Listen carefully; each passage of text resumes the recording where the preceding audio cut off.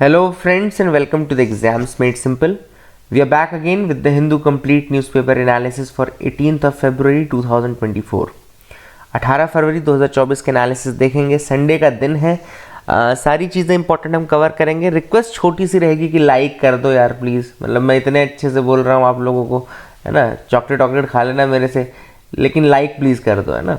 तो please do that from your and. अगर content अच्छा है तो, नहीं अच्छा है तो ठीक है, आप गाली गलौज भी कर सकते हैं, कमेंट सेक्शन में लिख सकते हैं कि भाई क्या दिक्कत है, क्या हम चेंज कर दें, है ना। मेरी आवाज़ नहीं पसंद है, आवाज़ बदल के आऊँ, जो भी करना है आपको आप बता सकते हैं। लेकिन इतना मुझे पता है कि कंटेंट जो है हमसे अच्छा कोई नहीं दे सकता। ये ओपन चैलेंज है। मैं बोल सकता हूँ कि कोई मुझे बता दे कि जो मेरे से अच्छा एनालिसिस हिंदू का पढ़ सकता है और जिसको पता है कि कौन सी चीज़ें आई कौन सी नहीं, तो मैं फिर मैं ले सकता हूँ वो चैलेंज, कोई भी बड़ी कोचिंग का हो, ठीक है ना। क्योंकि मुझे पता है, मैं इस प्रोसेस में रहा हूँ, मैंने ये प्रोसेस क्लियर की है, तो I know the best in this case. Start करेंगे सबसे पहले आज के सवालों के साथ। देखो, आज मैंने आपके लिए 3 सवाल रखे हैं CSAT के सवाल, ठीक है ना। CSAT का हमारा कोर्स भी चल रहा है और करंट अफेयर्स का तो चल ही रहा है। करंट अफेयर्स आप लोग ज्वाइन करते हैं डेली, मैं देखता हूँ, तो अच्छा लग रहा है मुझे कि आप लोग को इतना ट्रस्ट है। CSAT का कोर्स भी चल रहा है। अगर आप लोग को लगता है कि आपका वीक है पोर्शन, तो आप ज्वाइन कर सकते हैं, नीचे डिस्क्रिप्शन में लिंक है। अब देखो, आज 3 सवाल हैं, बहुत ही सिंपल सवाल है, लेकिन ये सवाल है CSAT के, इनके आंसर आपको करने होंगे, ठीक है ना। पहला सवाल है, देखो सीरीज का क्वेश्चन है, ठीक है। ये सारी चीज़ें हम वैसे पढ़ाएंगे CSAT कोर्स में, लेकिन आप फिर भी इसको अटेम्प्ट करें, अभी अपने लेवल पे अटेम्प्ट करके देखें। SCD TEF UGH नीचे डैश है एंड WKL। तो इसमें आपको बताना है कि इसमें क्या करेक्ट आंसर होगा। बहुत ही सिंपल सवाल है। आज मैंने पहला दिन था CSAT क्वेश्चन दे रहा था, इसलिए मैंने सिंपल रखे हैं क्वेश्चन। दूसरा सवाल है फाइंड दी एरर। अभी ABCD है, इनमें से किसी एक में एरर है। जैसे पहला है we discussed about the problem so thoroughly, B है on the eve of the examination, C है that I found it very easy to work it out, D है नो एरर, ठीक है ना। तो this is question number 2 and question number 3 की तरफ आते हैं। तो क्वेश्चन नंबर 3 यही है, what least number must be added to 1056 so that the sum is completely divisible by 23। सबसे छोटा कौन सा नंबर आप ऐड करेंगे 1056 में कि जो सम है वो कंप्लीटली डिविजिबल हो जाए बाय 23। तो ऑप्शन है 2, 3, 18 या 21 या नन ऑफ दीज, ठीक है। तो these are the 3 questions for you to practice, है ना। तो I hope you will be able to answer it, ठीक है। आते हैं न्यूज एनालिसिस पार्ट में। जो पहली न्यूज है फ्रंट पेज की, आप देख सकते हैं, Greek prime minister will attend the Raisina dialogue. ये पहली न्यूज़ है, आप देख सकते हैं यहाँ पे। रायसीना डायलॉग के बारे में आपको बता दूँ, रायसीना डायलॉग देखो 2016 से स्टार्ट हुआ। कब स्टार्ट हुआ? ये स्टार्ट हुआ आपका 2016 से, और ये एक तरीके से मल्टी स्टेक होल्डर इवेंट है, जहाँ पे ये डिस्कस किया जाता है कि किस तरीके से वर्ल्ड के जितने भी इश्यूज़ हैं रिलेटेड, उनको हम कैसे सॉल्व कर सकते हैं और एक पीसफुल वर्ल्ड कैसे फॉर्मेशन कर सकते हैं। देखो यहाँ पे लिखा है, it's a multilateral conference and ये हर साल होती है, एनुअली होती है, एक तरीके से दिल्ली में होती है। एंड 2016 में पहली बार हुई थी। जियो पॉलिटिक्स एंड जियो इकोनॉमिक्स, याद रखिएगा, 2 जो इसमें टर्म है, एक है आपका जियो पॉलिटिक्स, एक है जियो इकोनॉमिक्स, ठीक है ना। These are the 2 terms. अच्छा, इसको कंडक्ट कौन कराता है? तो एक संस्था का नाम है ORF, यानी कि ऑब्जर्वर रिसर्च फाउंडेशन। ORF हो गया plus ministry of external affairs हो गया, ठीक है ना। इसका नाम रायसीना डायलॉग क्यों है? क्योंकि रायसीना हिल्स एक दिल्ली में लोकेशन है, रायसीना हिल्स, ठीक है। रायसीना हिल्स के कारण इसका नाम पड़ा है। एंड ये एक तरीके से एक सिंगापुर में डायलॉग होता है, शंग्रीला करके होता है, शंग्रीला, है ना, शंग्रीला, उसी के तर्ज पे ये स्टार्ट किया गया था। 2016 से स्टार्ट हुआ था, हर साल होता है। अभी 2024 के लिए ग्रीस है, वहाँ के प्राइम मिनिस्टर किरियाकोस मित्सोताकिस, इनको भी बुलाया गया है दिल्ली तक, ठीक है ना। तो that is the thing which is important, आपको समझ में आ गया होगा। पहली न्यूज़ जो थी वो रायसीना डायलॉग के लिए थी। दूसरी जो न्यूज़ यहाँ पे आपको दिख रही होगी, ये है, इंडिया ने कहा है इजराइल को to be mindful of the civilian deaths. जो सिविलियन डेथ हो रही हैं उनके लिए माइंडफुल रहने के लिए कहा गया है इजराइल को, ठीक है ना। यहाँ पे एस जयशंकर जी बात कर रहे थे, जिसमें उन्होंने 2-3 पॉइंट काफ़ी हाईलाइट किए। इंडिया की policy in the Israel case, ये भी थोड़ा क्लियर होता है इससे। पहला देखो जो उन्होंने पॉइंट बोला है, वो कहा है कि Israel has an obligation to observe humanitarian laws. तो उन्होंने कहा कि हाँ, इजराइल को भी एक ऑब्लिगेशन है कि they should also follow the humanitarian laws. ऐसा नहीं कि ह्यूमैनिटेरियन लॉ से ऊपर है। First is that. Second, he reiterated India's call for two state solution. तो टू स्टेट सोल्यूशन इंडिया मानता है, यानी कि इजराइल अलग पैलेस्टीन अलग। तो इंडिया ने वही चीज़ रिट्रेट की कि भैया परमानेंटली तभी रिजॉल्व हो सकता है जब there is a two state solution for Israel Palestine conflict.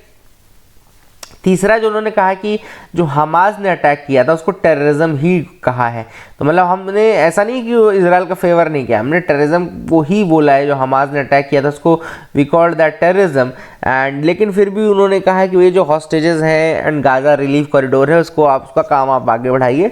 तो कुल मिलाकर के एक तरीके से हमने पीसफुल तरीके से इसराइल का भी साथ दिया, लेकिन हमने ये भी कहा कि भाई थोड़ा आप जो ह्यूमैनिटेरियन लॉज है उनको भी फॉलो करें, ठीक है ना। आगे देख लेते हैं, Urdu poet and Sanskrit scholar gets Jnanpith award. तो यहाँ पे उर्दू पोएट कौन है, तो ये गुलजार हैं। गुलजार आपको पता है काफ़ी मूवीज़ में गुलजार का नाम आपने सुना होगा, गुलजार। एंड राम भद्राचार्य जी, राम भद्राचार्य जी का नाम भी आपने सुना होगा, जगत गुरु हैं राम भद्राचार्य। तो राम भद्राचार्य दोनों को ये ज्ञानपीठ सम्मान दिया गया है। Jnanpith I think one of the greatest literary awards है इंडिया का। तो थोड़ा सा ज्ञानपीठ देख लेते हैं।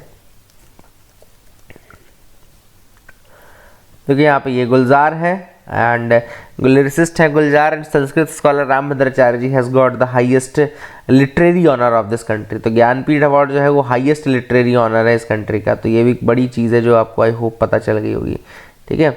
एंड ज्ञानपीठ के बारे में देखो, it is oldest and highest literary honour in India, presented annually by the Bharati Jnanpith to the authors for outstanding contribution in literature, ठीक है ना। पहला देखो इंसेप्शन 1961 में हुआ। Eligibility, Indian writers who write in Indian languages included in 8th schedule of the constitution, है ना। English के लिए भी दिया जाता है बट पॉस्थुमसली यानी मृत्यु के पश्चात नहीं दिया जाता, है ना। तो that is the thing which is important. First जो रेसिपिएंट थे वो मलयालम राइटर जी शंकर कुरूप थे, जी शंकर कुरूप, याद रखेगा। एंड अभी रिसेंटली मैंने आपको बता दिया। यहाँ पे देखो ये रिसेंट भी आ गया, मोस्ट रिसेंट सर्च अवार्ड जो है वो संस्कृत स्कॉलर राम भद्राचार्य, उर्दू राइटर गुलजार, इनको दिया गया। तो that is the thing which is important. I hope you got clarity. यहाँ पे GSLV F14 से इनसैट 3DS सैटेलाइट, मैंने आपको बताया था कि इनसैट 3DS सैटेलाइट क्या काम करेगी, अर्थ ऑब्जर्वेशन सैटेलाइट है, मेट्रोलॉजी का काम करेगी, डिजास्टर मैनेजमेंट, ये सारी चीज़ें देखेंगी, है ना। डिजास्टर मैनेजमेंट तो नहीं देखेगी लेकिन लेट मी गो देयर। मैंने ये नोट्स बना लिए हैं ऑलरेडी, आप लोग अगर चाहें तो TEMSIS.com में विजिट कर लीजिए, नोट्स भी पढ़ लिया करिए, मैंने पूरा अपडेट कर रखा है, ठीक है ना। तो यहाँ देखो लिखा है ISRO successfully launches INSAT 3DS meteorological satellite. ये जियो सिंक्रोनस ट्रांसफर ऑर्बिट में गई है। कहाँ पे गई है, जियो सिंक्रोनस ट्रांसफर ऑर्बिट में गई है। And the satellite is an exclusive mission designed for enhanced meteorological observations, monitoring the land and ocean surface for weather forecasting and disaster warning. Disaster forecasting नहीं, डिजास्टर वार्निंग आप लिख लीजिएगा, ठीक है ना, वेदर फोरकास्टिंग के लिए, ठीक है। इसके अलावा आप देख सकते हैं कि GSLV जो है, जियो सिंक्रोनस लॉन्च व्हीकल जो है, इसको पहले कहा जाता था naughty boy of Indian space. याद रखिएगा कि बहुत सारे फेलियर्स हुए थे पास्ट में, लेकिन अभी सक्सेसफुल होते होते इनको अब डिसिप्लिन्ड बॉय कहा जाने लगा। तो याद रखिएगा, that is the thing which is important. आगे मूव करते हैं, देखते हैं और क्या इंपॉर्टेंट न्यूज़ आर्टिकल है। अगर आप लोग को नोट्स पढ़ना है तो आप TEMSIS में पढ़ भी सकते हैं, मैंने 18 के भी नोट्स डाल दिए हैं, ठीक है ना। तो काम अपना बिल्कुल सही है, लाइक आप बस कर सकते हैं तो करिए। ये देखो ये न्यूज़ आ गई, meteorological satellite section injected into the orbit. जैसे मैं आपको पता जियो सिंक्रोनस ट्रांसफर ऑर्बिट में इसको ट्रांसफ़र किया गया है और ये क्या क्या काम करेगी मैंने ऑलरेडी आपको बता दिया है।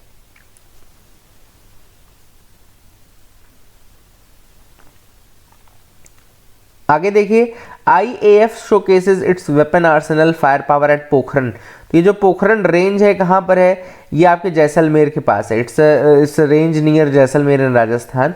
अब यहाँ पे एयरफोर्स ने अपनी पावर दिखाई है, जैसे राफेल जेट, इसके अलावा अपाचे अटैक हेलीकॉप्टर्स के बारे में, इंडिजिनस जिनका प्रचंड लाइट कॉम्बैट हेलीकॉप्टर है, प्रचंड है ना, प्रचंड भी शोकेस किया। प्रचंड is the light combat helicopter of Indian air force, ठीक है ना। इसके अलावा ये एक्सरसाइज चल रही है वायु शक्ति, याद रखिएगा, the exercise Vayu Shakti, Vayu is Pavan, Pavan is air force, है ना, Vayu Shakti is for that reason only, Vayu Shakti, है ना। और राफेल वफेल तो दिखाई रहते हैं, अपाचे दिखाया, चिनूक हेलीकॉप्टर है ना, चिनूक हेलीकॉप्टर भी दिखाया। इसके अलावा जो इनका गरुड़ सिस्टम है वो भी दिखाया, है ना, ठीक है ना। I hope you got clarity regarding that as well. तो ये भी एक इंपॉर्टेंट चीज़ है। एक ये दुख की भरी खबर ज़रूर है कि दंगल की जो चाइल्ड स्टार थी सुहानी भटनागर, उनकी डेथ हो गई है 19 की एज में। So that is not a very good news to hear. Jnanpith का बाकी मैंने आपको ये देखिए, आप देख सकते हैं यहाँ पे ज्ञानपीठ अवार्ड के बारे में, है ना। तो दैट इज़ अ थिंग, ये हमने ऑलरेडी डिस्कस किया हुआ है, ठीक है। अब थोड़ा मेंस आंसर राइटिंग के लिए देख लेते हैं। Joblessness is rising in the country with education levels, ठीक है ना। अब यहाँ पे एक स्टडी की गई अभी रिसेंटली IIM यानी Indian institute of management Lucknow की एक प्रोफेसर हैं उनके द्वारा, है ना। अब उनमें ये बताया कि इकॉनमी जो है it is witnessing a stagnating employment growth rate, weakening employment elasticity, slow structural transformation, and brewing structural problems in the labor market such as low female labor force participation and rise in the unemployment rate with education levels। ये सारी चीज़ें जो study है वो की गई IIM में। अब आप ये पॉइंट्स नोट करके रख लीजिए, है ना। इसका मतलब क्या है कि इकॉनमी जो है उसमें स्टैग्नेटिंग एम्प्लॉयमेंट ग्रोथ है, एम्प्लॉयमेंट ग्रोथ नहीं हो रहा है। पहली चीज़, वुमेन का जो लेबर फोर्स पार्टिसिपेशन रेट है वो कम है, और ये जो यूथ हैं वो एग्रीकल्चर में ज़्यादा है बट वो वैल्यू एडिशन बहुत कम कर पा रहे हैं। डिस्गाइज्ड अनएम्प्लॉयमेंट जो होता है वो बड़ी समस्या बहुत ज़्यादा है, ठीक है ना। एंड जॉब जो क्रिएट हो रही है that is also not very good quality of jobs, है ना। बहुत गुड क्वालिटी जॉब्स नहीं क्रिएट हो रही हैं, ठीक है ना। एंड अगर आप देखें स्टडी के बारे में तो एजुकेशन लेवल तो हालांकि बढ़ रहा है लेकिन उसके साथ अनएम्प्लॉयमेंट लेवल भी बढ़ता जा रहा है। फीमेल लेबर फोर्स पार्टिसिपेशन में जो रेट है वो बहुत कम है, जैसे कि मैंने आपको बताया। All this things are there. I hope you got clarity. आगे मूव करते हैं, देखते हैं और क्या इंपॉर्टेंट न्यूज़ आर्टिकल है। You can move ahead with me, आप मेरे साथ बिल्कुल आगे बढ़ सकते हैं, जो भी इंपॉर्टेंट होगा हम डिस्कस कर लेंगे। Is Russia tasting a new anti satellite system. देखो रशिया टेस्ट कर रहा है कि नहीं कर रहा है अब हम कैसे बता सकते हैं। सबसे पहली बात तो ये कि chairman of house intelligence committee जो है US रिप्रेजेंटेटिव, उन्होंने कहा कि भैया रशिया एक एंटी सैटेलाइट सिस्टम टेस्ट कर रहा है, ठीक है ना। तो अभी तक क्या हमको समझ में आया कि जो जॉन किर्बी हैं यानी कि यूनाइटेड नेशन सिक्योरिटी काउंसिल के स्पोक्स पर्सन ने कंफर्म किया है that there is a claims of anti satellite weapon of Russia, है ना। तो ये बन रहा है, ठीक है। मिस्टर इन्होंने ये भी कहा कि रशिया ने अभी इसको डिप्लॉय नहीं किया है but the capability is in question, क्योंकि ये न्यूक्लियर एबल रहेगा। अब सैटेलाइट है मतलब स्पेस में जाने के लिए है, तो ऑब्वियस सी बात है ये न्यूक्लियराइजेशन ऑफ स्पेस हो जाएगा। मतलब कि जो आउटर मतलब ये आपकी आउटर स्पेस ट्रीटी है उसको वायलेट करेगा, है ना, क्योंकि वहाँ पे न्यूक्लियर वेपन तो जा नहीं सकते बट यहाँ पे आउटर जो आपका आउटर स्पेस ट्रीटी है उसको वायलेट करेगा, ठीक है। एंड न्यूक्लियर इसमें कंसर्न है, it is against the nuclear weapons in space not nuclear powered satellite. तो OST जो है वो कहती है कि भैया नॉन न्यूक्लियर पावर्ड सैटेलाइट ही जा सकती हैं, लेकिन ये जो आपकी रशिया बना रहा है एंटी सैटेलाइट सिस्टम ये न्यूक्लियर पावर्ड रहेगा, ठीक है। That is the big question.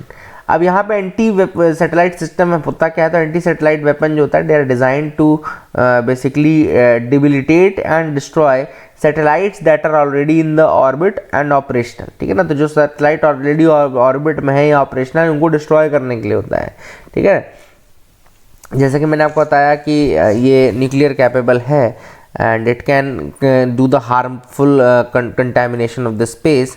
तो ये एक चीज़ है जो कि इशू रहेगा, ठीक है ना। ये देख लेते हैं क्या स्पेस बाउंड न्यूक्लियर वेपन्स हैं कि नहीं।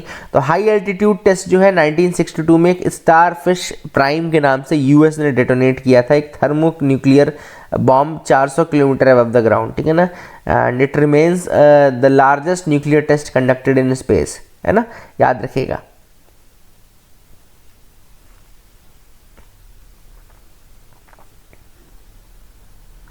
ठीक है, तो ये स्टारफिश प्राइम का नाम ज़रूर याद रखिएगा। And Soviet Union also conducted such test around then with similar effect. यहाँ पे 1962 में उन्होंने भी किया था न्यूक्लियर टेस्ट। तो इस तरीके से किया हुआ है, ऐसा नहीं कि न्यूक्लियर टेस्ट हुआ नहीं है, but now after the outer space treaty and all, तो ये अब ये इस समय करना सही नहीं रहेगा, बट लेट्स सी, अभी हुआ तो है नहीं कुछ। अब यूएसए तो ऑब्वियसली बात है, कहता ही रहेगा कि आप ऐसा कर रहे हैं। Can rheumatoid arthritis be prevented? यहाँ पे देखो रीमाटॉइड आर्थराइटिस के बारे में सुन लो, बहुत ज़्यादा इंपॉर्टेंट तो नहीं है, हाँ एग्जाम पॉइंट ऑफ व्यू से। इट्स अ क्रॉनिक डिसीज़ है, ऑटो इम्यून कंडीशन है। ऑटो इम्यून का मतलब क्या होता है कि जो इम्यून सिस्टम होता है वो खुद की ही बॉडी को जो प्रोटेक्ट करने का काम करता है उसकी जगह उसको अटैक करने लगे, ऑटो इम्यून बोलते हैं। अगर आपको खुद का आपका प्रोटेक्शन सिस्टम जो है वो अटैक करने लगे तो वो क्या कहलाएगा? Auto immune system. तो इसमें जो पेशेंट होता है उसमें पेन होता है, जॉइंट में स्वेलिंग होती है, लॉस ऑफ फंक्शन है, मोबिलिटी होता है ना, स्टिफनेस आ जाती है, and this is likely significantly lower the patients quality of life. तो व्यक्ति की जो क्वालिटी ऑफ लाइफ है वो बहुत ज़्यादा घट जाती है इससे, ठीक है। तो I hope you got clarity regarding rheumatoid arthritis as well.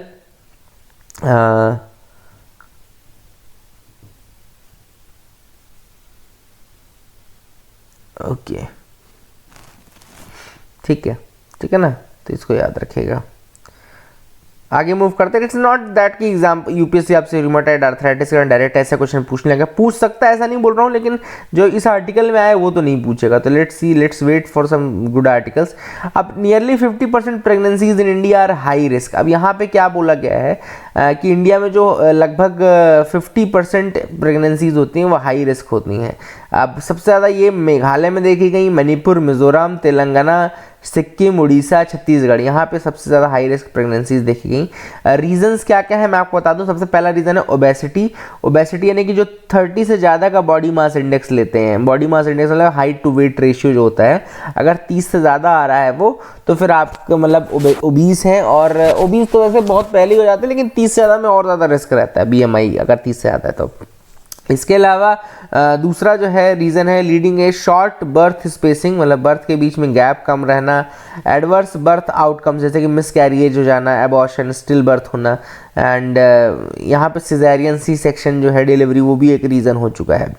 Adolescent pregnancy when older than 35 years, being short and BMI over 30 are the risk factors for pregnancy. जैसे मैंने कहा कि BMI 30 से ज़्यादा, हाइट 140 सेंटीमीटर से कम होना, ये सारे रिस्क हैं। जैसे शॉर्ट बर्थ स्पेसिंग बोला कि 18 महीने से कम का अगर गैप है दो प्रेगनेंसीज के बीच में, तो previous birth and present conception के बीच में 18 महीने से कम का गैप है, तो ये भी काफ़ी ज़्यादा एक प्राइमरी रीज़न होता है, हाई प्रेवलेंस होता है हाई रिस्क प्रेगनेंसी का, ठीक है ना। एंड इसके अलावा दीज आर दी ओनली, बस बार बार यही लिखा गया है, ठीक है ना। तो ये आप तीनों रीजन से ऐड कर लेना अपने उसमें नोट्स में। आगे मूव करते हैं, देखते हैं और क्या इंपॉर्टेंट न्यूज़ आर्टिकल है जिनके बारे में हमको डिस्कस करना है। You can move ahead. अब यहाँ पे एक दो न्यूज़ आर्टिकल मैंने करंट अफेयर्स अपने नोट्स में लिखे थे, देख लेते हैं। India sends assistance to cholera hit Zambia. तो इंडिया ने मेडिकल असिस्टेंस दिया है जाम्बिया को। इसके अलावा 3.5 tons of water purification supply दी है, क्लोरीन टैबलेट्स दी हैं, ORS सैशे भेजे हैं जाम्बिया को, क्योंकि वहाँ पे आपका मलेरिया आउटब्रेक हो गया है। जाम्बिया के बारे में अगर देखें तो जाम्बिया का आप ये मैप दे सकते हैं। जाम्बिया, इसकी जो कैपिटल है वो है लुसाका।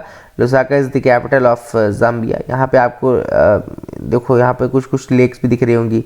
एक लेक मेवेरू दिख रही है, लेक बैंगवेलू दिख रही है ना, तो ये आपको दिख रहा होगा। इसके अलावा बॉर्डर अगर हम देखें कहाँ कहाँ शेयर होता है, तो 8 नेशंस हैं जाम्बिया के साथ बॉर्डर शेयर करते हैं। वह अंगोला देख लेते हैं, ये अंगोला है, देखो ये this is Angola. Second one is Tanzania भी देख लेते हैं इधर अगर होगा तो, तंजानिया इसमें दिखाया ही नहीं है, गुड। तीसरा देखो यहाँ पे लिखा है जिम्बाब्वे नामीबिया, तो जिम्बाब्वे नामीबिया तो हो गई, ये जिम्बाब्वे है ना, ये नामीबिया है, दैट इज़ अ थिंग। इसके अलावा आप देख सकते हैं, इसके अलावा बॉर्डर है डेमोक्रेटिक रिपब्लिक ऑफ कॉन्गो, है ना, तो यहाँ पे ये तंजानिया है, ये तंजानिया, दिस इज़ तंजानिया, ठीक है। तो डेमोक्रेटिक रिपब्लिक कॉन्गो हो गया, ये तंजानिया हो गया ऊपर, ओके। अच्छा, यूनाइटेड वो तंग लिख के बैठे हैं। मोज़ाम्बिक, मालावी एंड बोत्सवाना, तो ये मोज़ाम्बिक है, ये बोत्सवाना है, और एक मालावी भी है, ये मालावी है, ठीक है। तो दीज आर दी 8 कंट्रीज जो कि बॉर्डर शेयर करते हैं। अच्छा, एक न्यूज़ और थी, जापान जो है वो वर्ल्ड की 4th लार्जेस्ट इकॉनमी हो चुकी है behind US, China and now Germany. तो यहाँ पे आपको ये 10 टॉप 10 जो लार्जेस्ट इकॉनमीज़ हैं आज की डेट में वो देख लीजिए। USA number 1, China number 2, Germany number 3, Japan number 4, India number 5 and UK number 6, France number 7, Italy number 8, Brazil number 9 and Canada number 10, ठीक है ना। तो these are the top 10 economies as of now. एक और EFTA ग्रुपिंग के बारे में पता होगा। EFTA कौन है? European free trade association. It's regional trade organisation and free trade area, जो कि इसमें 4 मेंबर्स हैं, आइसलैंड, लिechtenstein, नॉर्वे, स्विट्जरलैंड, ठीक है ना। तो ये 4 कंट्रीज़ के बारे में याद रखिएगा। आई hope you got clarity regarding all this. That is it for the day. Keep loving us, keep sharing us. Thank you and have a nice day.